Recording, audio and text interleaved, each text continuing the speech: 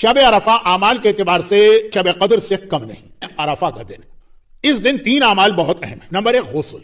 8 تاریخ 9 تاریخ عرفات کا دن، وہاں بھی غسل مستحب. اور 10 تاریخ پھر بقرعید عید الاضحیٰ، عید کا غسل بھی اپنی جگہ مستحب. نمبر 2 روزہ. 3 مسلسل تاریخیں یہی 3، 8 9 and 10. 8 ذی الحج کے پہلے 9 دن کے روزے مستحب ہیں، تو 8 ذی الحج کا روزہ مستحب ہے. 9 ذی الحج روزہ مستحب ہے، لیکن ان لوگوں کے لیے مکروہ ہے، یعنی ثواب کم ہے جو اعمال میں کمزوری محسوس کریں گے. اور تیسرا دن بقرعید کہا گیا، بقرعید میں روزہ حرام ہے. تیسری اور آخری چیز اعمال، دعائیں. کل کا دن دعا کا دن ہے. چوتھے امام نے کسی کو عرفات کے دن لوگوں سے بھیک مانگتے سن لیا، کب وائے ہو تیرے حال پر.